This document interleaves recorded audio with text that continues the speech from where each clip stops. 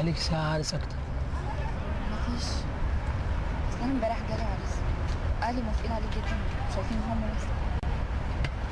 وانتي انا ايه؟ شايفة ان هو مناسب برضك؟ بص يا منصور، انا لما وافقت ان انا ارتبط بيك ده كان عشان انت قلت لي ما عندكش جيش، والسنين اللي كنت هتقضيها في الجيش هتقضيها ان انت تسعى في وسط الفن. بس اديك اهو بقالك سنتين وبرضه ما عملتش حاجه، مشهد مشهدين وكل فلوسك قاعد تصرفها عليه.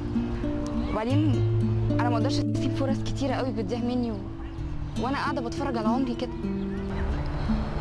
ده آخر كلام عندك؟